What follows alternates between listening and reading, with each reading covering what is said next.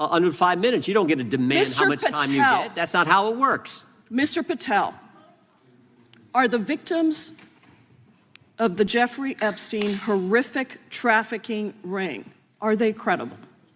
Any person with information about ongoing sexual trafficking. I'm asking you if they're credible. Ma'am, I'm commenting on the evidence we have. And we have routinely asked for people to come forward with more evidence, and we will look at it. And the evidence that we have was the same evidence that the Biden and Obama Justice Departments had. And they determined, not me, they determined that that information was not credible. Chairman, he's not letting me even ask my questions. You ask the questions, he gives an answer. You may not like what he says, but that doesn't mean you get to interrupt him. He's not answering my question. Mr. Chairman, could we restore the gentlelady 45 seconds so she can complete her question? We'll give her additional 30 seconds, which is what I said earlier. I'm going to keep taking my time. Because no, you'll take the time that you get. You are not answering the question. The question is, you just don't like the answer.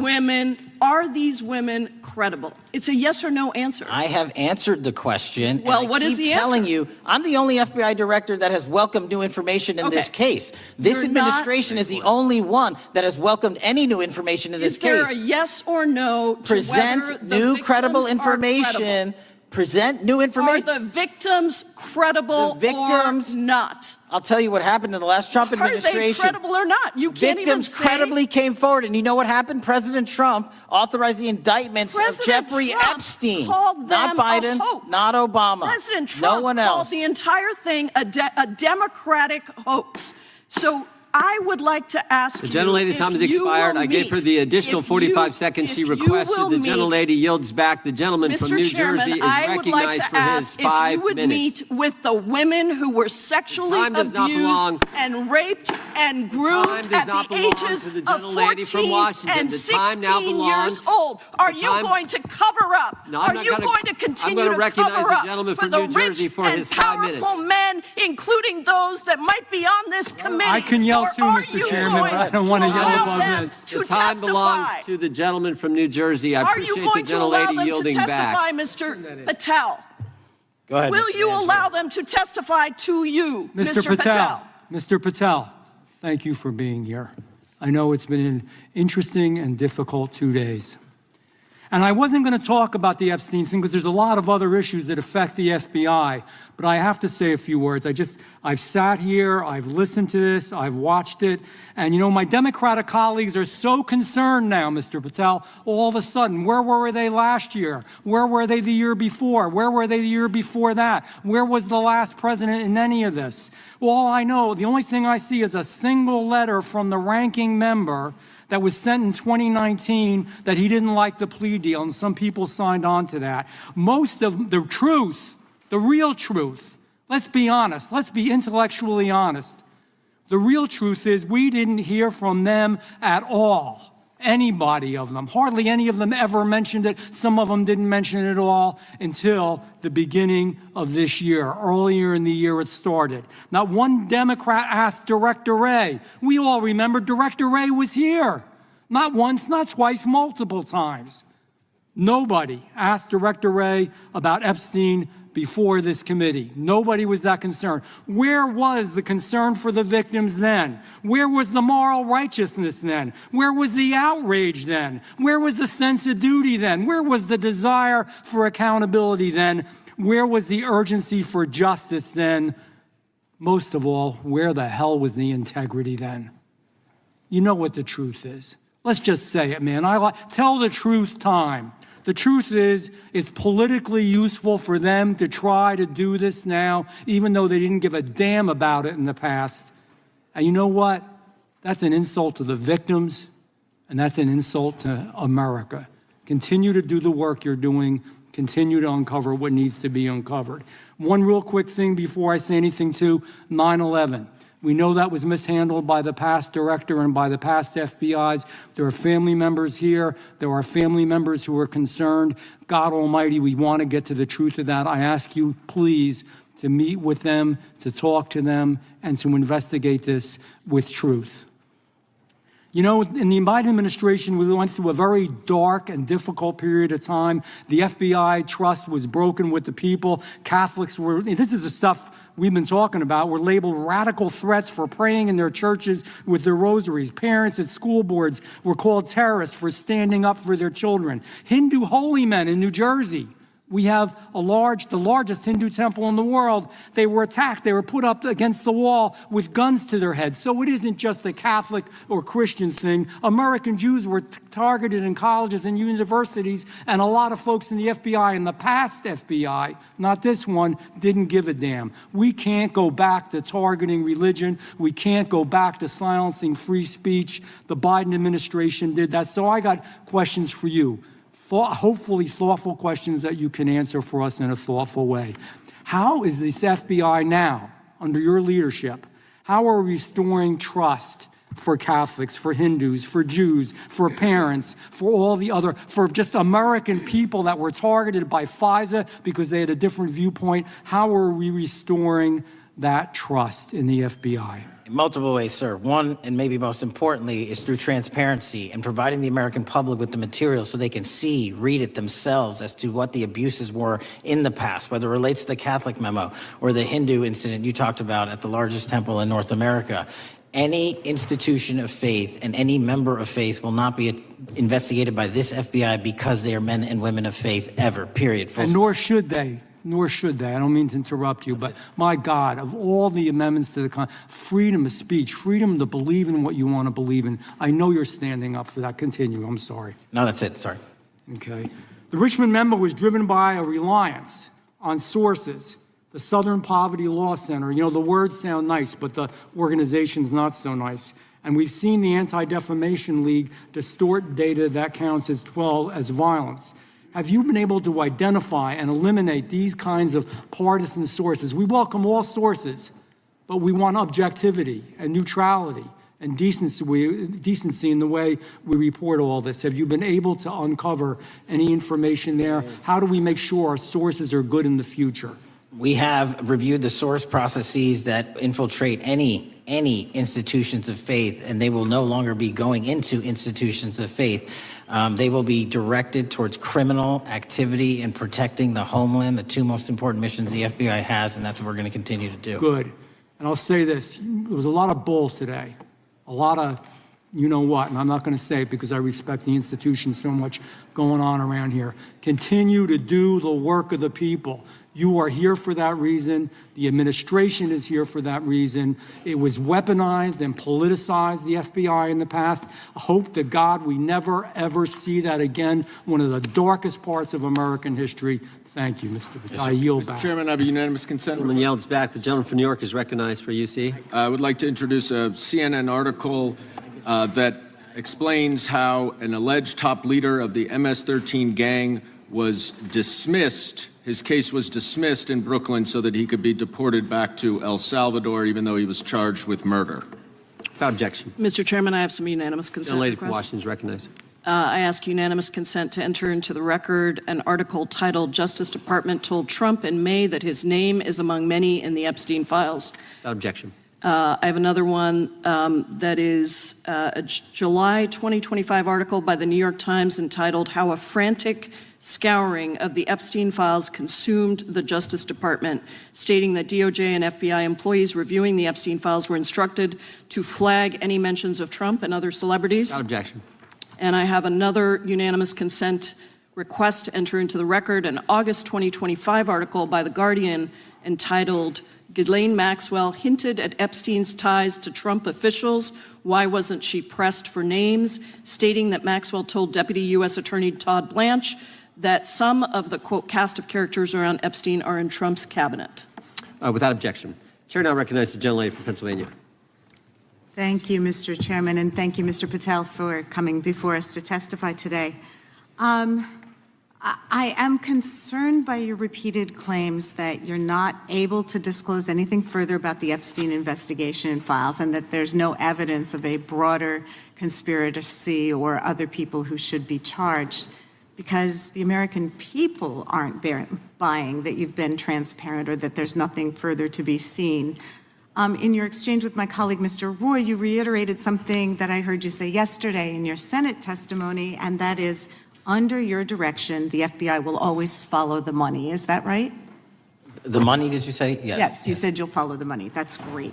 And just now you said you welcome the opportunity to investigate new evidence. So there has been significant recent reporting just in the last couple of weeks that after Jeffrey Epstein was arrested, 4 major banks flagged more than $1.5 billion in suspicious transactions connected to him that suggested a massive conspiracy related to his child sex trafficking activities. Director Patel, has the FBI reviewed the $1.5 billion in suspicious bank transactions flagged to the government relating to Epstein and his co-conspirators? I know the FBI has reviewed numerous SARs. I don't know the totality of that number. Okay, can you provide us with that number? I'll get back to you. Okay. And have you initiated any new investigation of those bank transactions since, say, September 8th when the new reporting came out? I'll check with the Treasury Department because they're the lead on that. Okay, so Director Patel, how many individuals or entities has the FBI interviewed, subpoenaed, or compelled to testify? Can you give us those numbers with respect to these bank transactions? Not off the top of my head. I'll have to work with Treasury. Okay. We're concerned, you see, because you say you're going after child predators, but we are. Obviously this is how you follow the money, is if you follow the bank transactions that apparently enabled the child sex trafficking. Would you agree? It's one of the valuable investigative tools is to follow the money. Okay. Have Jeffrey Epstein's victims have asked us to ask you whether or not you've investigated Epstein's lawyers, the lawyers who facilitated those payments. Have you subpoenaed or questioned any of those lawyers? So in 2018 and 19, what I recollect is many, if not every one of those lawyers was part of the investigation. But you weren't there at that time, I wasn't right? there. Okay. So can you get us the names and the numbers of who was investigated then with respect to those lawyers? As long as I'm allowed to release it, absolutely. Okay. Well, if we provide you with subpoenas, I assume you can release it. Is that right? We have a current subpoena and we're working with Congress to provide it. Okay. You've said that the Acosta investigation had an original sin. What do you mean by that? Basically, if you're looking at an actual pedophile ring, what you should not do is limit the time frame in which you're legally able to collect information. So search warrants that Mr. Acosta utilized in 2006 and 7 leading to the 2008 plea agreement had a very specific narrow window of years, I think 3 or 4 years. And so information pursuant to legal process wasn't collected for 10 years or 15 years or 20 years. It also, subpoenas were not sent out to hundreds of witnesses at the time, hundreds of victims at the time. None of that was done. None of these people were put in grand juries. And so the totality of information from the jump, instead of being this big, was like this. And that, in my opinion, is not how you run an investigation if you're trying to break a sex trafficking ring. So you're now in charge of the FBI. Why haven't you done that investigation?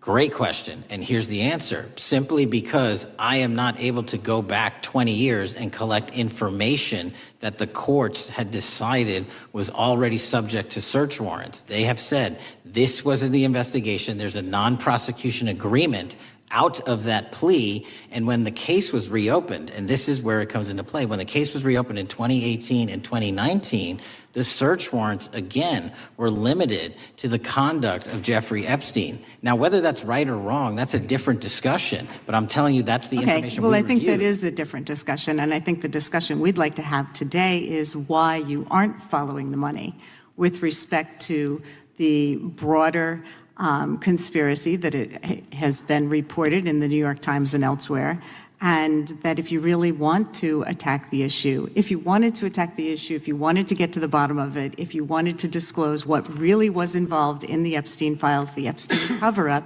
that you would be taking very different actions that you are today. I do want to seek unanimous consent to enter into the record the New York Times September 8th, 2025 article, How J.P. Morgan Enabled the Crimes of Jeffrey Epstein. Objection. And also an article dated July 17th, 2025 in the Epstein case, Follow the Money. Objection. Okay, thank you. Gentlelady yields back. Mr. Chairman. Gentleman from Maryland is recognized. Thank you much. Pursuant to Clause 2K6 of Rule 11, I move that the committee subpoena the CEOs of 4 banks, J.P. Morgan, that's Jamie Dimon, Bank of New York Mellon, Robin Vince, Bank of America, Brian Moynihan, and Deutsche Bank, Christian Sewing, in order to get the suspicious transaction reports. These 4 banks have flagged to the government $1.5 billion in suspicious transactions related to the sex trafficking crimes and conspiracy of Epstein, Maxwell, and all of their collaborators. And as you know, Mr. Chairman, we got the SARS reports for Hunter Biden totaling around $20 million. And so these $1.5 billion in SARS reports we should get, especially since the director doesn't seem to be forthcoming. And I request that we do this immediately. I think the director's been very forthcoming. We will hold any motion to subpoena in abeyance until the conclusion of the hearing. The chair now recognizes the gentleman from Texas. Thank you, Mr. Chairman. Thank you, Director Patel, for being here. It is quite clear that certain members of this committee, they want their 15 seconds on TV, stamping and coming. Maybe it's for fundraising. Maybe they're struggling in their district. They need a little bump. But they turn a committee into a clown show, and that's what we're seeing. You're being unjustly attacked today. I watched the Senate hearings yesterday. You were attacked there. We know there's an agenda.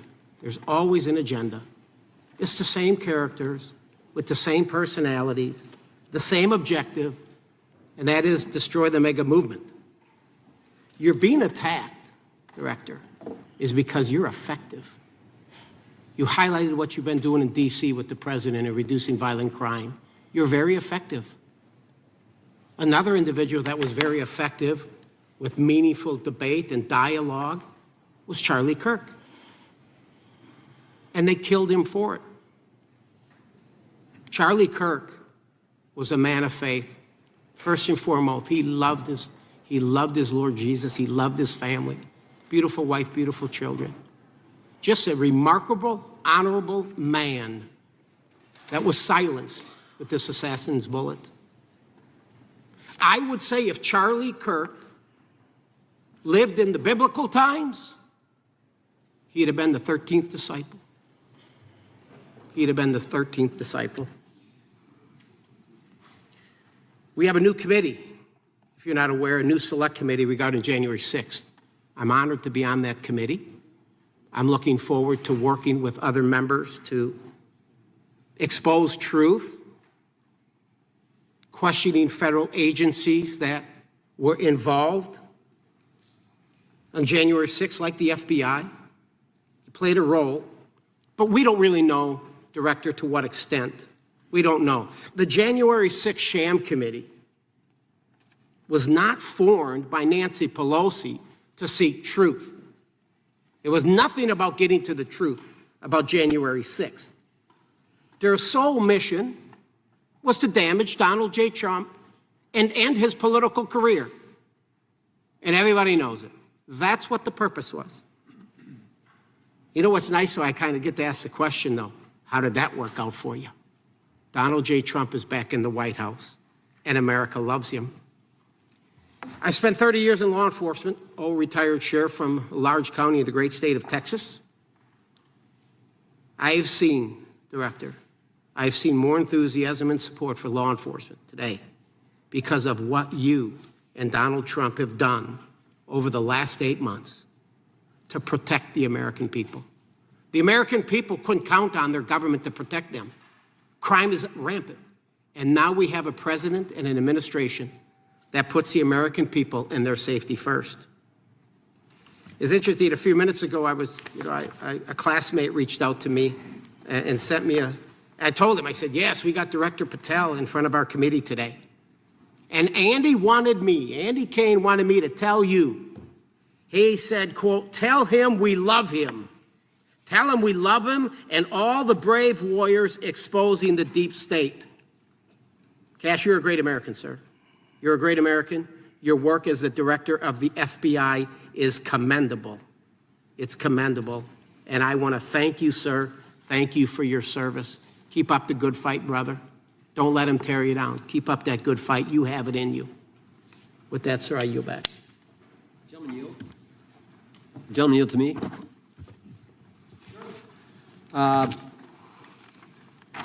Director Patel, there were 26, the gentleman mentioned the select committee, there were 26 confidential human sources at the Capitol on January 6, 2021. 4 entered the Capitol and thereby broke the law. Do you know if those individuals were being paid by the Ray FBI? So we've provided 600 pages of documents to this committee alone regarding January 6th. That's 600 pages more than any of my predecessors. Yep. Generally speaking, confidential human sources are always paid by the FBI. That's how it works. I can't speak to the specifics on each one and how much they make. And we appreciate it. We've reviewed some of that material, and you've given us a lot of material that we didn't get from Director Ray. That specific question, I think, is important to the American people. Were people who were confidential human sources of the FBI who broke the law, one was recommended for prosecution, my understanding is, by the information we've received from you. Were they actually paid by the very taxpayers who may have got charged with the same offense? I think that's important for us to understand. I'll get back to you on that. Thank you. Chair now recognizes the gentleman from California. Thank you, Mr. Chair. Welcome, Director Patel.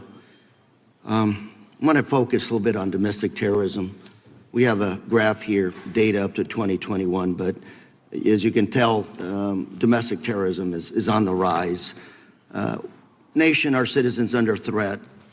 We saw the assassination of Charlie Kirk, 2 assassination attempts on the president, school shooting, Minnesota last month, and closer to home, just a couple of days ago, Huntington Beach, peaceful vigil for Charlie Clark, infiltrated by neo-Nazis who essentially made the local individuals attending that event fear for their safety. All of us know that a lot of these domestic attacks are by lone wolves, but yet they do leave clues, social media or elsewhere. Director Patel, you're it. You're the thin blue line. The FBI, your job to protect our citizens back home from those that would harm us. You have to find the needle in the haystack. Takes a lot of work, a lot of resources. Talking to my local sheriff this morning, who said they're concerned. Federal cuts to local grants that help them do the job. Then, of course, let's not forget about other threats that are coming before us, like high-tech fraud. Local senior recently was talking to me about a text she had gotten, a demand by the IRS to send a payment immediately, or the IRS agents were on their way to arrest this individual. Pretty gutsy stuff by folks probably from Europe, North Korea, Russia, China, people, okay, going after those precious savings our senior citizens rely on. Yet the president's proposing a budget cut of $500 million or more to your organization, the FBI. You've said that that'll essentially equate to about 1,300 less jobs at the FBI. So I'm going to ask you essentially, what is it that we can do to help you do your job? Little concerned. Friday Night Lights. One of the events I love to do on Friday nights, go to the local high school football game. Sit there at the stadium and you always say, what if? What if? You're the thin blue line. Can you do your job cutting $500 million from your budget? Thank you, sir. I think we are doing our job, and the distinction is with the budget that we have, we are flexing more resources to the field. California is receiving the largest FBI plus-up of any state in the union due to that plus-up. They're not getting a reduction. No state is getting a reduction. Every state is getting a plus-up. And so I'm utilizing the money that we have to first plus it up. And the empty vacancies that we have, those haven't been filled in years, not under my leadership. Here's my concern. You're going to do well. You're doing more with less, is what you're saying. Yet we're about to vote on a budget that has $88 million more to protect members of Congress, the executive branch, and the Supreme Court. There's a contradiction here. Back on Main Street, we're saying you can do more with less, you can protect them with less money, yet here in Washington, we're saying we need more money to protect members of Congress. It's a little contradiction here. Or maybe, sir, you ought to talk to leadership about coming in with your management style to protect the Supreme Court, Congress, and the administration. Otherwise, it's essentially a hypocritical situation. We need more protection, yet folks on Main Street can do with less. My concern is folks on Main Street. We also were, I think we received over $300 million in the big, beautiful bill, and we're also receiving pots of money from our interagency, so this sort of $500 million cut isn't entirely accurate. You're still getting cut $200 million plus. You're still moving your agents to do ICE work, so you are leaving a lot of bases uncovered. And I'm not going to be argumentative with you, Director Patel. I'm just saying, if that thin blue line does not hold, people on Main Street will pay the price. I agree with you, sir. And I just look forward to working with you, because I am very concerned that these kinds of budget cuts are short-sighted, especially when my local sheriff calls me and says, we need more support, and we're looking at budget cuts. I'll work with you, sir. Thank you, Mr. Chair. I yield time. Mr. Chairman, I have another unanimous consent request. The gentleman yields back. The gentleman from New York is recognized for unanimous consent. I seek to introduce a December 2024 OIG report from the Department of Justice, which confirms the conclusion of the Bill Barr Justice Department that the so-called whistleblower, a disgruntled former employee of the Intelligence Committee, was not a credible witness, and there were no further actions taken.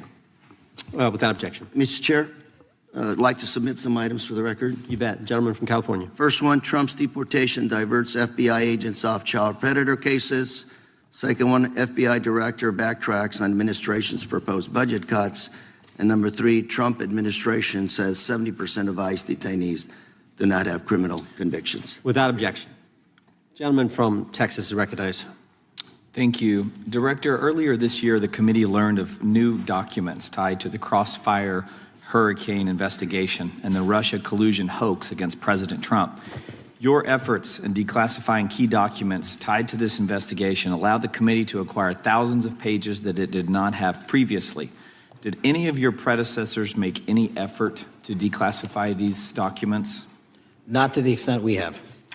Did any of your predecessors share or leak any details that were classified at the time?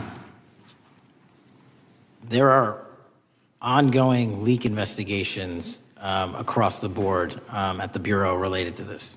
I believe one of those is Mr. Comey, and I thank you for continuing that investigation. Among the declassified documents are the Durham Report Annex, the Crossfire Binder, and the Nellie Orr Criminal Referral. Could you summarize for those watching what we know about the Russia collusion hoax so far? Well, sir, I think the record will speak that the Russia collusion matter was perpetrated by a political party to go overseas and obtain information from a foreign intelligence asset, only to have that information, which was demonstrably false, turned over to the FBI, who walked into a federal FISA secret court and asked for a secret surveillance court order and lied to the federal court, and we know that because someone was convicted of it, and only to surveil the political opponent. So that is a massive scandal. We helped expose it. And in terms of the pages of productions, I provided 1,400 pages of production related to Crossfire Hurricane, and my predecessors have provided 0. I appreciate that, and I appreciate your courage and commitment to declassifying these important documents for our review, and hope that you'll continue with this commitment. Can we expect to see more declassification efforts regarding the Crossfire Hurricane and Russia collusion hoax? Yes. Thank you. I yield the remaining balance of my time to Chairman Jordan. Oh, I thank the gentleman for yielding. And Director, that's when it all started, right? The whole Russia, that's when it all began. And then it was Mueller, then it was impeachment, then it was Jack Smith and Fonnie Willis and Alvin Bragg and you name it. But it all started then. And that's why I think the gentleman from Texas wants to make sure we get all the information there. And I want to go back to when it was changed. We talked about this earlier. I just want to read to you what the CIA officer said to the House Permanent Select Committee on Intelligence, quote, Brennan refused to remove the dossier, and when confronted with the dossier's main flaws, he responded, yes, but doesn't it ring true?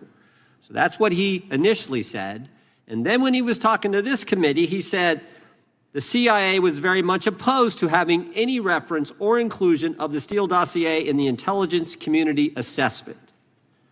So on one hand, you got a witness who was there who said he refused to remove it even though he knew it was garbage, and then he's on the other hand telling the committee, no, we didn't want anything to do with it, it shouldn't have been a part of the intelligence community assessment, which we know it was. You know it was, you found that. Those are two entirely different stories. I think Mr. Brennan has some explaining to do, frankly, what happened there. And I think you said earlier that this whole thing, and I think you said to Mr. Gooden, this whole thing is being looked at as part of this grand conspiracy to undermine the president, whether it's Comey, Brennan, Clapper, former head of the Intelligence Committee, now senator from, whoever it is, that's all being looked at. Is that accurate? Yes, sir. Well, we appreciate that. And part of what's also being looked at, and I think the gentleman from Wisconsin brought this up earlier, what is a burn bag for, by the way? Generally speaking, the intelligence community obviously utilizes and possesses classified documents, but drafts of those classified documents and even ultimate finished products of those classified documents have to be recorded and or discarded. And if they are discarded, the only way we do that, the hard copies, is we literally put them in burn bags that are identified specifically for that purpose, and there is a very exact courier system in which those burn bags are obtained and the material inside is destroyed. So it's to get rid of the material, right? Yes, sir. And it looks like the annex that Mr. Durham in his investigation had was put into a burn bag by your predecessor, I assume, to be destroyed. Is that accurate? Without getting into the stylization of the evidence, anything that's put in a burn bag is for purposes of destruction. Do you find that interesting that the Durham annex was placed in a burn bag, that you would discover that when you took over as the head of the FBI? We found a lot of information in a lot of burn bags. Well, we appreciate you finding that. We'd like to know a little bit more about that, and we look forward to that information coming forward. And I appreciate the gentleman yielding. With that, we now recognize the gentleman from Colorado. Thank you. Thank you, Mr. Chairman, for holding this hearing. Thank you, Director Patel, for being here today. I have a couple of questions regarding a terrible shooting that occurred in Colorado, a state, as you may know, that I represent. You've testified previously about, I think, what you would describe as your efforts to provide more information. Thank you, sir. And come back to Memphis, and you work with Kevin Kane in our Tourism Bureau. He's great. Thank you. And thank you for your work in Memphis. Gentleman, yes, back. Mr. Chairman, I have a unanimous consent request. Gentleman's recognized. So, 4 documents I'd like to introduce into the record. The first one is Jeffrey Epstein's 6 story played out for years in plain sight. And Acosta is quoted in here saying, "I was told Epstein belonged to intelligence and to leave it alone." The second document is entitled, "What Epstein's Bodyguard Warned About His CIA Connections." The third document is from Fox Digital. It's titled, "Epstein's Private Calendar Reveals Planned Meetings with Obama Admin Official CIA Chief." And the last document is Wall Street Journal article that highlights Ehud Barak's 36 meetings with Jeffrey Epstein. He was the former Prime Minister of Israel and head of military intelligence for Israel. It may have held that title when he met Epstein, and then, yes. Without objection, the gentleman will hold for a second. The gentleman from Maryland is recognized. Thank you, Mr. Chairman. Just one UC request. This is Judge Engelmeyer's decision from August in U.S. versus Epstein, stating the government's 100,000 pages of Epstein files dwarfs the 70-odd pages of Epstein grand jury materials. Without objection, the gentleman from Kentucky is recognized for 5 minutes. Thank you, Mr. Chairman. Director Patel, I watched some of your Senate hearing yesterday when Senator Kennedy asked you, "You've seen most of the files. Who, if anyone, did Epstein traffic these women to besides himself?" You replied, according to the transcript, "There is no credible information that he trafficked them to anyone else." You also said somewhere in the hearing and here today that the problem is that the case files are constrained by limited search warrants from 2006 to 2007, and that the non-prosecution agreement hamstrung future investigations.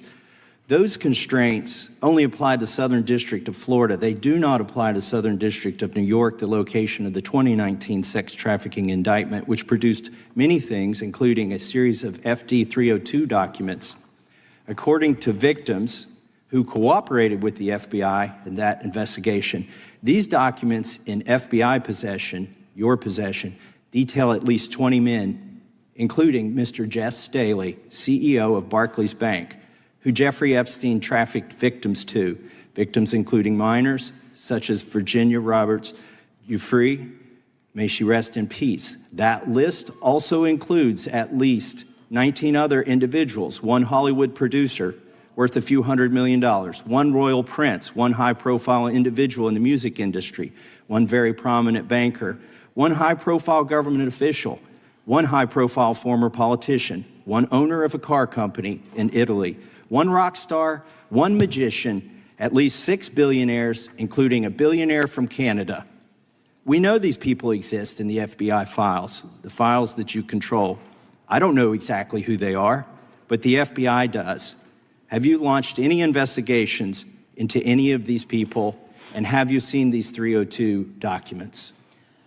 Sir, I have asked my FBI agents to review the entirety of the Epstein files and bring forth any credible information. And we're working with Congress not only to divulge that information and produce it to you, but any investigations that arise from any credible investigation will be brought. There have been no new materials brought to me launching a new indictment. So is the loophole here, or is it your assertion that these victims aren't credible, that the 302s maybe didn't produce credible statements that rise to a probable cause? It's not my assertion, sir. It's the assertion of 2 different United States attorneys' offices from 3 separate administrations who investigated those same materials in lifetime. Are the 302 documents in the FBI's possession? They reviewed all that, yes, sir. And so have you reviewed those 302 documents where the victims name the people who victimized them? If I personally know, but the FBI has. So how can you sit here and in front of the Senate and say there are no names? I said I named one today. I said we are not in the practice at the Department of Justice FBI of releasing victims' names. That is not what we do. We are also not in the habit of releasing incredible information. That's not what we do. But multiple authorities have looked at the entirety of what we have. Okay, I got to move on here. Were you present when the AG had the White House event when she released the binders to the social media influencers? I was, yes. So if you're willing to meet with social media influencers who stood to benefit from the sensational and sad stories of these victims, will you meet with the victims as well? The FBI will meet with anyone who has new information. Will you personally meet with them? The FBI and the professionals who are handling the cases will.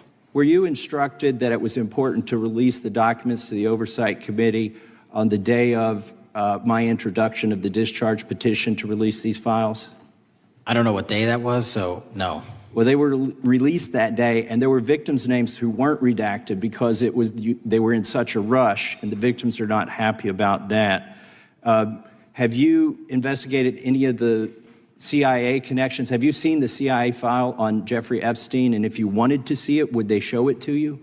Well, I can speak for the FBI, and that's presuming there's a CIA case file.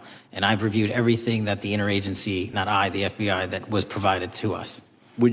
Would you be willing to look at the CIA file on Jeffrey Epstein? If there is such a file, and if it has not already been turned over to the FBI will look at any new investigative leads. Have you made any progress on the pipe bomb investigation January 6th? And have you made any progress on the motive of the Las Vegas shooter? As to the first, it's an ongoing investigation, and we have made progress. As to the second, sir, I'll have to get back to you. All right, thank you. I yield back. Mr. Chairman, I have a unanimous Gentleman consent yields back. request. Unanimous consent request from the gentleman from New York. I ask unanimous consent to introduce an unsigned memorandum from July 7th, 2025 that says we did not uncover evidence that could predicate an investigation against uncharged third parties with the insignia of the Department of Justice and the FBI. Without objection. Mr. Chairman, I have a unanimous consent request. It's an article entitled DOJ Deletes Study Showing Domestic Terrorists Are Most Often Right-Wing. Without objection. Thank you. The gentleman from Georgia is recognized for 5 minutes. Thank you, Mr. Chairman. Director Patel, thank you for being here today. I want to first talk about the significant role that the FBI plays in combating the national security threats posed by our nation's greatest threat, our nation's greatest security threat, China and the Chinese Communist Party. It's a fact that China is America's most significant national security threat, isn't that correct? I would say so, sir. And you would agree with me that China wants to dominate the United States of America? I think that's largely their plan. And they want to dominate the world, both militarily and economically, isn't that correct? I think so. And sir, you've been FBI director for the last, 8 months? 7 months, yes. 7 months, and during that time, have you held any stock in any companies founded in China? I don't believe so. Well, you do own stock in a company known as Elite Depot, don't you? Which one, sorry? Elite Depot. You own stock. I think that's, I'll have to get back to you. I think it's a law firm and it's a company out of Singapore. Okay, well, no, the company out of Singapore, which is owned by Elite Depot, is the Shein Company, which was founded in China, correct? That company operates out of Taiwan. Well, they changed their headquarters from China back in 2022 to Singapore for tax purposes, but it's owned by a Chinese billionaire.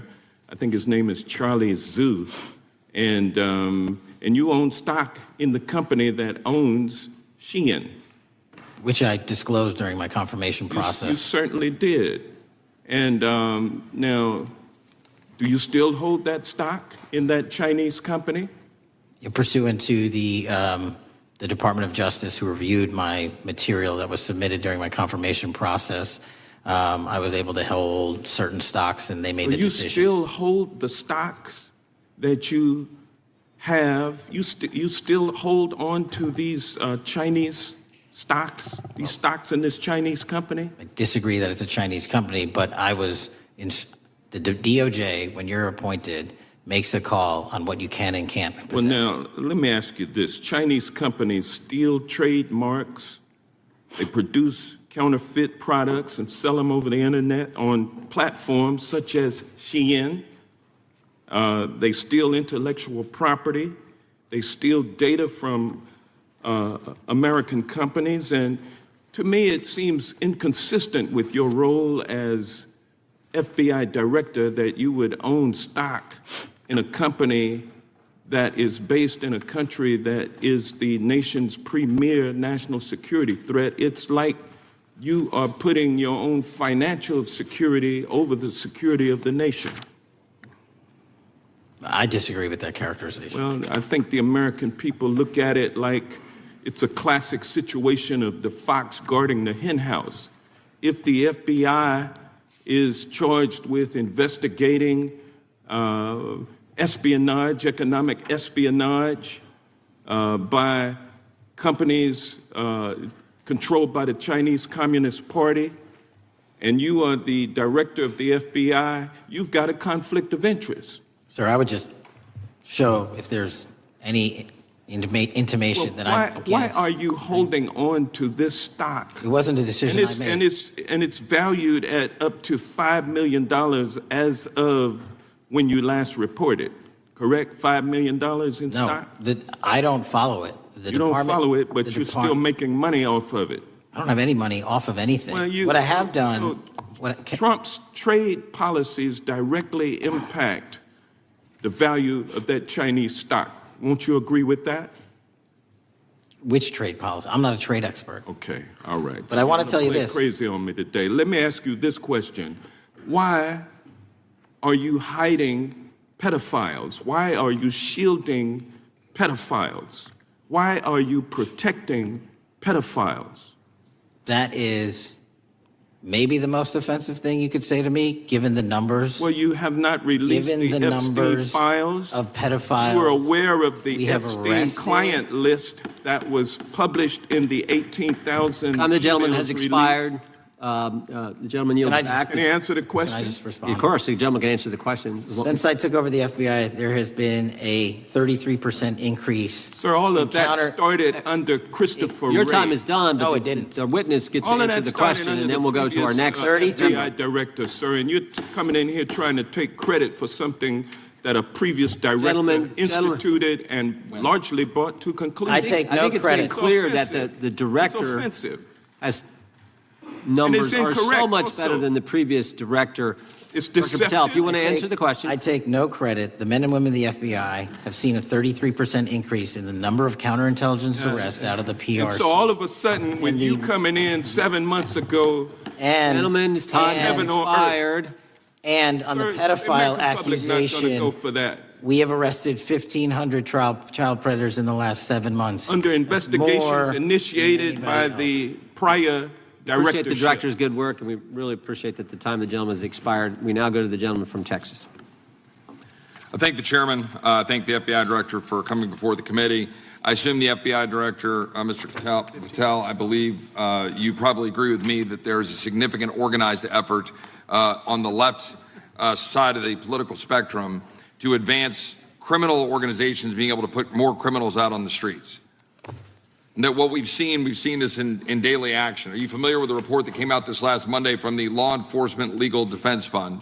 I'm not familiar with that, sorry. So this report came out this past Monday, and it said that significant amount of the money flowing out of George Soros and other leftist organizations and funders has been funding DAs and prosecutors, and quote, many of these DAs had never managed an office, prosecuted a criminal case, developed organizational policies. In dozens of America's largest cities and counties, this report finds these progressive district attorneys have outsourced core parts of the American criminal justice system to activists and political donors, taking direction and advice on everything from staffing decisions and communication strategy. Organizations, it's a complex web of donors going in through these organizations to put radical DAs and prosecutors out there, putting criminals on the streets. Does the FBI director agree that this exists and is a problem? I will accept the factual representation, and if that exists, it is a problem. The organizations such as TIDES, the Fair and Just Prosecution, Brenner Center for Justice, Partnership for Safety and Justice, the Vera Institute of Justice, the amount of dollars flowing from George Soros through and to these organizations and to the various prosecutors that have resulted in increased crime on our streets, including the brutal murder of the Ukrainian refugee in Charlotte. I bring that up because that is one component of the problem. In addition, we have an organized effort targeting our border. The NGOs, the nonprofits and the deep pockets, the United Nations, charitable organizations, and a long list of over 250 organizations that the Center for Immigration Studies put out that lays out a complex web of organizations that were moving people into our country, knowing that they're dangerous, knowing that they're criminal, associated with taxpayer dollars flowing through the United Nations and donor dollars flowing through organizations, including ostensibly religious ones, putting these dangerous individuals on the street. That resulted in fentanyl in our communities, that resulted in the death of Jocelyn Nungare, of hundreds, thousands even, as the director testified, 100,000 people dying from these narcotics every year.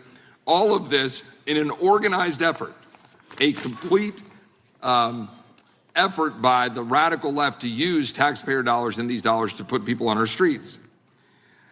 In addition, the extent to which we've seen now with the Southern Poverty Law Center and their hate map targeting, for example, the Family Research Council, where we had a shooting right here in DC over a decade ago, putting Charlie Kirk, putting a target on TPUSA, Antifa, other radical organizations that are very specifically organized in targeting conservatives and ordinary Americans. Well, how about the organized effort to infiltrate our schools and advance a transgender agenda and advance a radical agenda, perhaps one that we will see exposed further in the individual that actually shot Charlie Kirk. So here's my question. Will you as the director, and are you as the director, pursuing all legal channels to follow the truth wherever it may lead on this organized effort, one, and two, do you agree that Congress should take all action necessary to expose this web of dollars that are flowing to undermine our way of life? I got another minute in my time, then I'd like to hear from you on this topic broadly. I'll keep it short. Investigatively speaking, we are doing the following. We are following the money. We are following the money in every organization and every person that is violating the federal code. And it doesn't matter what your background or ideology is, we are following the money. We are using legal process to following that money, issuing subpoenas to follow that money, using grand juries to follow that money. And when we have results to recommend for prosecution to the Department of Justice, we will do that. And we will continue to publicize documents through Congress, yes, when we make these findings. Mr. Chairman, I'd like unanimous consent to insert the record outsourcing justice by the Law Enforcement Legal Defense Fund that I alluded to before. I would ask unanimous consent to add a 2024 list provided by the Center for Immigration Studies on these United Nations and other affiliated groups that are responsible, over 250 of them, for moving individuals into our country in a coordinated effort. I would like a unanimous consent to insert a letter that I sent that currently has 33 members of the United States House of Representatives have signed on it, calling for a special select committee to pursue the organized effort from the radical left to target our way of life and undermine our security by putting criminals on the street and having our borders being wide open and putting us in danger. Without objection. With that, I would yield back. Without objection. Gentleman yields back. Mr. Chairman, I have a couple of unanimous Gentleman's requests. One is a letter from Senator Tom Cotton, dated last year, urging the U.S. to, quote, ensure that data from U.S. companies is not harvested by the Chinese Communist Party through the purchase of Shein software and technology. Without objection. And also a statement by Marco Rubio, then Senator Marco Rubio, which warned our UK allies about, quote, Shein's deep ties to the People's Republic of China. Without objection. Also, crime is the record crime is down in 2025. Trump doesn't deserve credit, which demonstrates that the crime rates have been decreasing since 2023, which was published by the Vera Institute. Also, a unanimous consent request to enter into the record a NPR report from July of 2024. GOP vows to make America safe again. Statistics contradict their growing crime claims. Without objection. Also, a report out of the American Presidency Project dated January 17, 2025, record low crime during the Biden-Harris administration.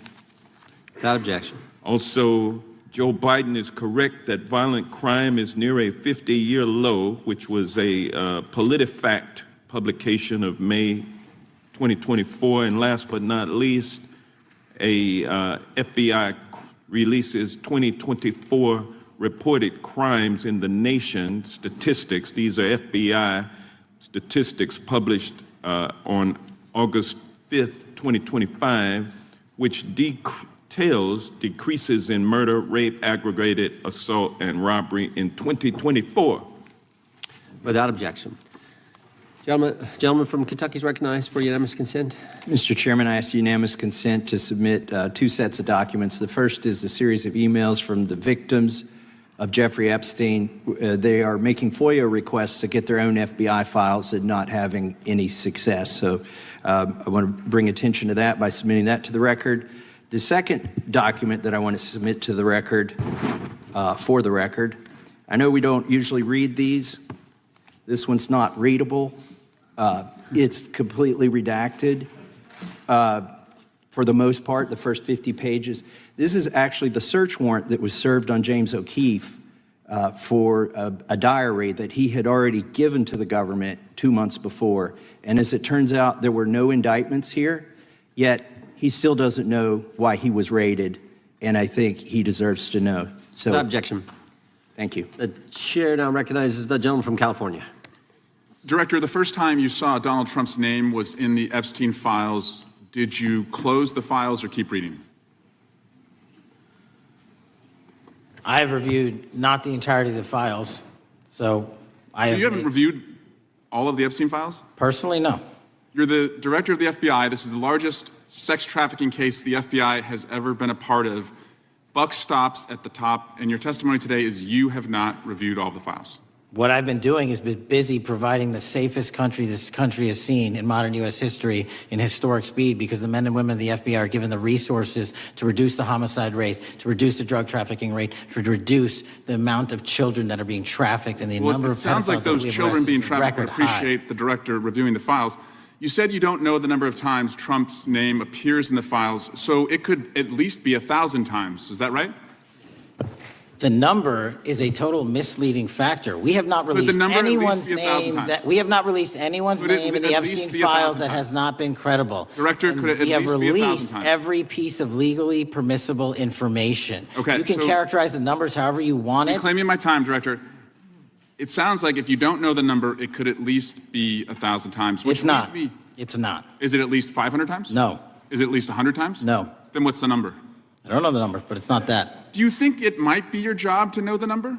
My job is to provide for the safety and security of this country. My job is not to engage in political innuendo so you can go out to the sticks and get your 20-second hit in your fundraising article. Time, Director. Keep going, reclaiming your time, because the people of California are being underserved by your representation. If the president is not implicated, why not release everything that involves him? We have released everything, the president and anyone else's side, that is credible and lawfully be able to be released. Your fixation on this matter and baseless accusations that I'm hiding child pedophiles is disgusting. Anyone that says that needs to look at the stats alone and go back to the state of California, who's receiving the biggest surge in FBI resources through my redeployment, because the cities of Los Angeles, San Diego, and San Francisco need it. Director, remembering your oath to tell the truth, did you ever tell Donald Trump his name is in the files? I have never spoken to President Trump about the Epstein files. Did you ever tell the Attorney General that Donald Trump's name is in the Epstein files? The Attorney General and I have had numerous discussions about the entirety of the Epstein files and the reviews conducted by our team. Did you tell the Attorney General that Donald Trump's name is in the Epstein files? And we have released where President Trump's name is in the Attorney's file. It's a simple question. Did you tell the Attorney General that the President's name is in the Epstein files? During many conversations that the Attorney General and I have had on the matter of Epstein, we have reviewed. The question is simple. Who did you tell the Attorney General that Donald Trump's name is in the Epstein files? Yes or no? Why don't you try spelling it out? Yes if you're gonna mock or no, Director? Use the alphabet. Yes or no? No, A, B, C, Director, D, E, F. it sounds like you don't want to tell us. Did you tell the Attorney General that Donald Trump's name was in the Epstein files? Why don't you try serving your constituency by focusing on reducing violent crime in this country and the number of pedophiles that are illegally harbored in your sanctuary cities in California? I'll work with you on that. Regular order, Mr. Chairman. I belong to the gentleman from California. Did you tell the Attorney General that Donald Trump's name is in the Epstein files? The question has been asked and answered. You've not answered it, and we will take your evasiveness as a consciousness of guilt. Director, did Donald Trump ever say to you, just find and release the entire truth? Don't worry if I'm in it? The instructions from the administration were to release all credible information, and we have done that. Did Donald Trump ever provide information about Jeffrey Epstein as an informant? Donald Trump has not been, and I can only speak for the FBI, an informant of the FBI. So, Director, you've played this cute shell game where you say you can't release everything because the court has said that it legally is not allowed to be released. But the court calls bullshit. Judge Richard Berman said that when you went to the court, quote, information contained in the Epstein grand jury transcripts pales in comparison to Epstein investigation information and materials in the hands of the Department of Justice. So let's move on, Director. You wrote a book called Government Gangsters. You identified 20 individuals in that book. You put me on that list, at the top of the list. Thank you. My children find it flattering. 20 of those individuals have been investigated or have had adverse actions. Director, considering that you have identified these people as, quote, government gangsters, will you recuse yourself from making any investigation decisions about these individuals? Anyone that has been terminated at the FBI has been done so the because question they failed again, to meet the muster in their constitutional obligation. I will work on the audio-visual capabilities. I'm going to borrow your terminology and call bullshit on your entire career in Congress. Reclaiming my time, it has been a disgrace to the American people. I'm reclaiming my time. You can reclaim your time all you want. Mr. Chairman, you're going to allow a witness to speak this way? Mr. Chairman, would you give recuse yourself, Director? The gentleman has no time. Mr. Chairman, would you Mr. admonish the Chairman, witness not to insult members? The gentleman has no time. Mr. Chairman, the just committee will remember. quick point of order. Could the gentleman be extended an additional 20 seconds to complete his thoughts since the witness decided to interrupt him continuously? And the witness will be able to respond if he wants. We'll make sure he has time to do that. My question is, will you, Director, recuse yourself, yes or no, from investigating or making decisions about the 60 individuals, including myself, that you identified as government gangsters? Yes or no? Time of the gentleman has expired. The witness may respond if he would like. And the answer was no, as I heard. Correct. Okay. The gentleman from Wisconsin, the gentleman yields back. The gentleman from Wisconsin is recognized for 5 minutes. Thank you, Chairman. Thank you, Director Patel, for being here today. I wanted to talk a little bit about the assassination of Charlie Kirk and the FBI's subsequent investigation. I know it's really sensitive, and you can make the call as to whether or not, obviously, it's something that you can respond to, but I think it's still fresh on many people's minds. I want to congratulate you and Utah law enforcement for the work you did in identifying the suspect and apprehending him. According to public reports, and I think this is what maybe it's, I still have questions about, and maybe the public does. According to public reports, the alleged shooter arrives on the Utah Valley University campus nearly 4 hours before the shooting. Was that your understanding? Is that kind of... I'll let the public reports reflect themselves. I don't have the exact timeline. Okay. So we don't have any idea kind of his prep or how he set up or how he utilized that time when he first showed up on campus? All of those are being currently investigated through our cell phone analysis and through our witness interviews. And the state of Utah has now announced charges seeking the death penalty against this suspect. So we're a little limited in what we can continue to say. Sure, I understand. And that suspect, like you referred to, is then captured on security footage jumping off the roof of the alleged shooting location, the Losey Center. Do we have any idea how the suspect got up on the roof in the first place? I think for members of Congress, especially after Butler in Pennsylvania, it's just unimaginable that there could be some type of security breakdown prior to an event of that size where somebody could access a rooftop. So not commenting on the case, but having gone to the crime scene and walked the steps that we believe were taken, the roof was actually readily accessible through an exterior stairwell, so anyone could have gotten on it. Okay. The suspect flees on foot to kind of this wooded area where he drops the rifle, wraps it in a towel, and then proceeds to his staged vehicle and basically drives home. So do we have any idea what the towel was about? Was it used later to identify a place where the firearm was left, or do we... What we can tell you is the towel, there was a screwdriver found on the rooftop, which DNA was collected off of, and the towel was found wrapped around the firearm in question in a wooded area next to the campus. All have been processed for DNA. And then, according to the suspect's roommate, there were allegedly messages on instant messaging platforms, specifically Discord, suggesting the towel may have been used to identify that weapon's location. So the public reports have suggested that the shooter acted alone. Do we still believe that that's true? Do we have any idea as to whether or not those Discord messages led us to believe that the shooter may have had help in any way or assistance? I can only speak to the FBI's investigation, and our investigation is ongoing, and we are interviewing any of those individuals involved in that chat and other individuals in the area. Very good. And so my suggestion, if there are accomplices, I'm sure this is something that the FBI is going to continue to investigate fully and thoroughly into the future. Yes, sir. The reason I ask that is because I don't know that that was necessarily the case with Butler, Pennsylvania. So thank you so much for your persistence kind of in this matter. There's still a lot of public questions that need to be asked.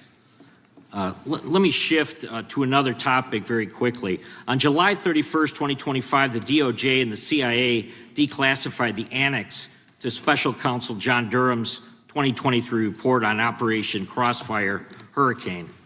The 29-page Durham Annex contains previously classified information about among other things, the investigative referral of the Clinton campaign plan. Why would somebody place documents in a burn bag related to this case? That case is very much ongoing, so I can't comment on the stylization of the evidence we're collecting. Can you comment at all on the Durham Annex, as I described it? The Durham Annex, which has been publicly released thanks to the FBI's commitment to transparency, is one of the documents that's being utilized. And in general terms, speaking for burn bags, sir, a burn bag is what you use to put classified documents into generally, because that is literally how you destroy them. So it appears that efforts were made by the Clinton campaign to reach out to the FBI agents or the Clinton sympathizers in the intelligence community in order to lead more credibility to the Clinton campaign plan. Do you think that's an accurate characterization? Again, I'm not going to characterize that material because it's part of an ongoing investigation. Thanks for being here today. I yield back. Gentleman yields back. Gentleman from California is recognized. Thank you, Director Patel, for being here today. The FBI searched Jeffrey Epstein's Manhattan residence, correct? I believe that happened in 2018. I think there was 2 locations, sir. It's 2019, and in that residence, the FBI found a safe, correct? I don't have the catalog of evidence in front of me. In that residence, the FBI found a safe, correct? I'll accept your representation. Okay. And in that safe, the FBI found topless and lewd photographs of girls, correct? Again, sir, I'll accept your representation. I don't know. Thank you. It was all over the media at the time. There's a New York Times article that says Jeffrey Epstein is indicted on sex charges as discovery of nude photos is disclosed, dated July 8th, 2019. And the Times reports a trove of lewd photographs of girls was discovered in a safe inside financier Jeffrey Epstein's Manhattan mansion. Author Michael Wolff has conducted numerous interviews of Jeffrey Epstein. I'm going to play for you a video clip of what Michael Wolff said Epstein told him was in the safe and what he showed the author was in this safe. So let's please play that clip now. Elected. And I was sitting talking to Epstein, and he said, "Wait a minute, I got to show you something." And then he went into his safe, and he came out with photographs. They were Polaroids, I think, and he kind of spread them out like playing cards, and it was Trump. I mean, I think there were a dozen of them, and it was Trump with girls of an uncertain age at Epstein's Palm Beach house, where all of the things that he would ultimately be accused of took place. And I remember very vividly 3 of them. There are 2 in which Trump is, the girls, topless girls, are sitting on Trump's lap. And then a 3rd in which he has a stain on the front of his pants. And the girls are kind of pointing at it, sort of bent over, laughing. So, Director Patel, I'm going to ask you a very broad and general question. As you know, Donald Trump and Jeffrey Epstein were friends. There are, of course, photos showing Donald Trump together with Epstein, correct? I don't have the entirety of the photographs, but I think they've been photographed in public together. All right. Are there any photos showing Donald Trump with girls of an uncertain age? No. How do you know that? Because that information would have been brought to light by multiple administrations and FBI investigators over the course of the last 20 years. Well, you know what? That's just not true, because no one knew about the creepy birthday message that Donald Trump wrote to Jeffrey Epstein until the Wall Street Journal disclosed it, and then all of a sudden, the Epstein estate provides it to Congress. Well, so certainly, you weren't there at the search. You don't know what Epstein may or may not have done with those photographs even prior to the search. Maybe someone has it. Maybe the Epstein estate has it. You raise a great point. So I'm going to ask you, have you asked to talk to Michael Wolff? You raise a great point. I haven't personally asked to talk to Michael Wolff. Has the FBI asked? But the FBI, I'll get back to you if the FBI specifically so Michael Wolff has ever. About 100 hours of testimony of Jeffrey Epstein. Wouldn't it be good for the FBI to interview Michael Wolff? I'm not saying they haven't. I just don't know. Has FBI subpoenaed the tapes that Michael Wolff has conducted of Jeffrey Epstein? I don't know. All right. So if you could provide us an answer, that would be terrific. Sure. Well, let me ask you this question then. Have you looked at all the photos in Epstein files? I have looked at all the information that the investigators who investigated this case have provided to run out credible leads. And in the Epstein files, was there that creepy birthday message that Donald Trump had written to Epstein? But that's what I was trying to tell you. You raise a great point. The estate of Jeffrey Epstein has a voluminous amount of information that they have not released before. Okay, so that's great. So wouldn't it be great if FBI subpoenaed the estate of Jeffrey Epstein for all that information? The estate is under no obligation to provide that material, even pursuant to a subpoena. That's a great point. Yeah, that's just false. Okay. That's just false. You're the frickin' FBI. You can subpoena the information from the estate, and you better do that. That's literally not how it works. I'm going to move on now and talk about Epstein's client list. You confirmed that it exists. Attorney General Pam Bondi confirmed earlier this year that it exists. So I just want to ask you a simple question. Is Prince Andrew on Epstein's client list? The material related to Prince Andrew has been made public. Is Prince Andrew on the client list? We have released the index of names that were in Jeffrey Epstein's. Is Donald Trump on Epstein's client list? The index has been released, and the index will speak for itself. So I'm just going to say, America, there's a huge red flag.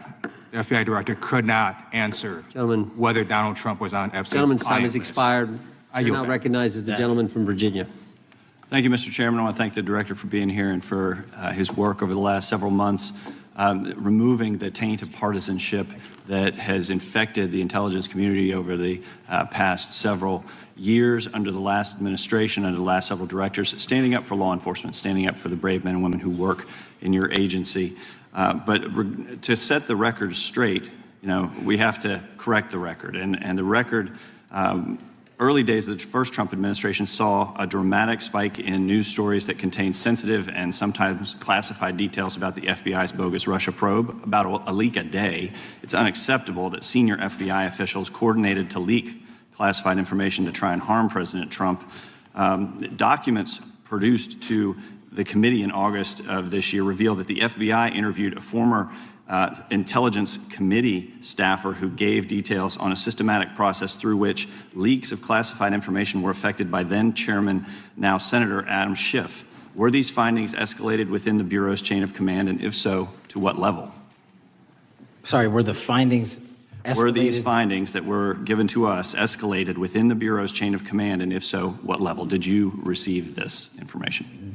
That entire matter is currently under investigation by the people at the FBI that handle leaks of classified information. All right, it's good to know that there is an ongoing investigation. Can you tell me whether these leaks to the media compromised any ongoing FBI investigations during the Trump-Russia probe? I can tell you, generally speaking, the leaks of classified information are detrimental to any work the FBI is doing. Now, former Director James Comey testified before the Senate Judiciary Committee that he had never been an anonymous source, nor authorized anyone to be an anonymous source in news reports about matters relating to the Trump investigation or the Clinton investigation. Was Comey's testimony true? In reference to Director Comey, I'm very limited in what I can say because of what the current status of those matters are with the FBI and the Department of Justice. When I am able to make those public, I will. Can you tell me if there's an ongoing investigation there? Again, without identifying any individuals related to the information you're generally speaking about, there is an ongoing matter that has been under review by the Department and the FBI for some time. Because we know that the documents that we received last month revealed that former Director Comey used Columbia University law professor as a conduit to leak stories to the media that contained classified information. Let me move on to the way that the FISA process was weaponized by past directors.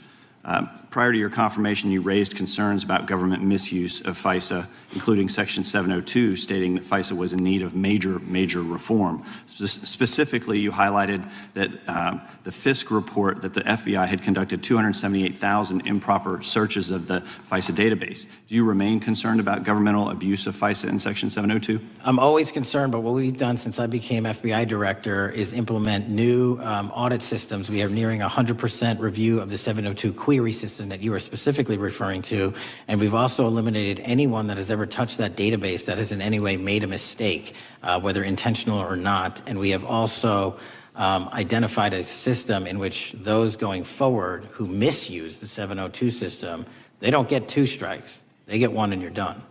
Okay, I'm glad you mentioned you're continuing to audit because, as you know, in May, the New York Times reported you closed the FBI's Office of Internal Auditing. Can you explain why you decided to close this office? Yeah, because under the new restructuring of the FBI, to save resources, there were two different places doing the exact same thing. We have a specific division dedicated to audits. I didn't need another audit system doing the audits again. And so we folded some of those folks with their expertise into our specific division and then took the rest of those folks and are moving them out across the country. Under previous FBI leadership, FBI agents were found to have lied to the FISC. There have been hundreds of thousands of violations of querying standards. In light of past violations, what action is the FBI taking to ensure that similar abuses do not occur in the future? Exactly what I've outlined. You cannot have access to the 702 query system if you improperly queried that system at all at any time in your career. Okay, at a Senate hearing 2 years ago, your predecessor, Director Wray, testified FBI had previously purchased U.S. phone geolocation data for a specific national security pilot project and further stated that the project had not been active for some time and that the FBI relies on court-authorized process to obtain location data from companies. Does the FBI purchase location data or any other data of Americans from data brokers? I don't believe so, but I'll get back to you. Thank you. That'd be important. I appreciate that. I yield back. Gentleman yields back. Gentleman from Washington is recognized. Thank you, Mr. Chairman. Mr. Patel, before you joined the FBI, you had very strong opinions about what the FBI was hiding regarding Jeffrey Epstein. In a September 2023 interview with Glenn Beck, you said the Black Book is under the, quote, direct control of the director of the FBI. In December 2023, you said, let us know who the pedophiles are. Even for a short time after becoming FBI director, in February of 2025, you tweeted, quote, there will be no cover-ups, no missing documents, no stone left unturned. In June, you told Joe Rogan, quote, we've reviewed all the information, we're going to give you every single thing we have and can. But then suddenly in July, everything changed. You and Attorney General Pam Bondi released one video and said that there was nothing more to see. Your July memo says you uncovered more than 300 gigabytes of data and physical evidence, but that you had decided no further disclosure would be appropriate or warranted. That is a quote. I think what happened, Mr. Patel, is that suddenly you discovered that Donald Trump's name was all over these files, and you started a giant cover-up. So you are under oath, Mr. Patel. You just testified to Mr. Swalwell that you did not speak to the president about the Epstein files.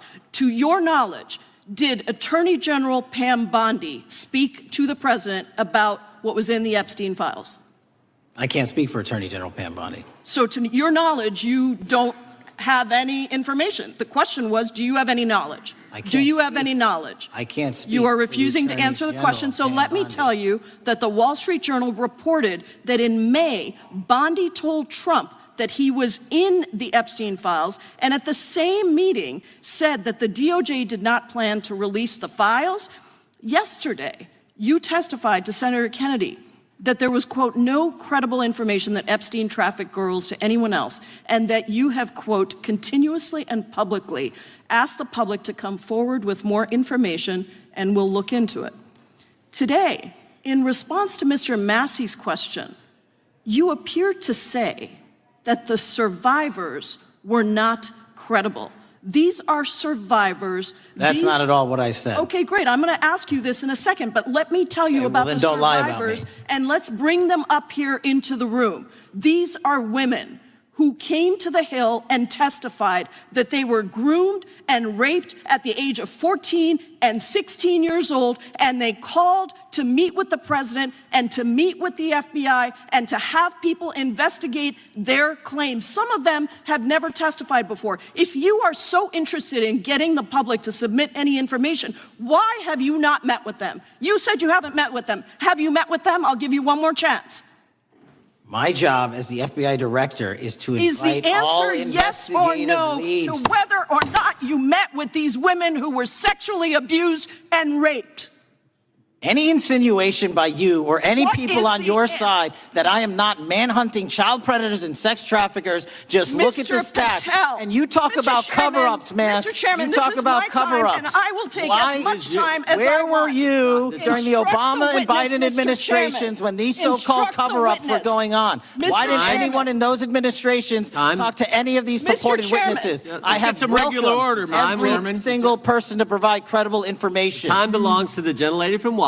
And I'm but gonna when you- take when another you couple accuse of the minutes. witness of something, he's allowed to respond. That's how it works. You say Listen, something, he didn't you even, say excuse me, Mr. Mr. Chairman, Chairman, you have point always of order. been fair, but this and is I'm not being fair. fair, and you will get No, your- this you will is get your my time. time, and he You will give the said gentlelady that the a few witnesses additional were not seconds credible. of time. I'm going to get an additional minute of time because that's you'll how get much time you he won't get a took. minute. You'll get some seconds. What we think is under 5 minutes. You don't get to demand how Mr. much time you Patel. get. That's not how it works. Mr. Patel, are the victims of the Jeffrey Epstein horrific trafficking ring, are they credible? Any person with information about ongoing sexual trafficking. I'm asking you if they're credible. Ma'am, I'm Are commenting they on the credible? evidence we have. But And we have routinely asked for people to come forward with more evidence, and we will look at it. And the evidence that we have was the same evidence that the Biden and Patel, Obama Justice Departments Mr. had. Patel, And they this is determined, not new. me, they determined that that Chairman, information was Mr. not credible. Chairman, he's not letting me even ask my questions. You This is ask the ridiculous. questions, he gives an answer. You may not like what he says, No, but that I'm doesn't mean you get to asking, he's not interrupt answering him. my question. Mr. Chairman, have could we an- restore the gentlelady 45 seconds so she We can will give complete her her question? additional 30 seconds, which is what I said I'm earlier. going to keep taking my time because you'll take here's the time thing. that you get. You get are 30 not seconds. answering the question. The question I is, have, you just don't like the answer. Are these women credible? It's a yes or no answer. I have answered the question. Well, and I what is keep the telling answer? you, I'm the only FBI director that has welcomed new information in this case. This You're not- administration is the only one that has welcomed any new information in this Is there case. a yes or no to whether Present the new credible victims are information. credible? Present new Are information. the victims credible victims- or not? I'll tell you what happened in the last Trump Are they administration. credible or not? You can't even Victims say. credibly came forward, and you know what happened? President Trump authorized the indictments of President Jeffrey Trump Epstein, called not them a Biden, hoax. not Obama, President Trump no one called else. the entire thing a Democratic hoax. So I would like to ask The you gentlelady's if time has you expired. will I gave her the additional if 45 you- seconds she if you requested. will The meet- gentlelady yields back. The gentleman from Mr. New Chairman, Jersey is I would like recognized to for his ask if 5 you would minutes. meet with the women who were sexually Time does not belong. abused and raped and groomed Time does at not the belong ages to the of gentlelady from 14 Washington. and The time now 16 years belongs- old. Are the you time- going to cover up? No, I'm Are not you gonna- going to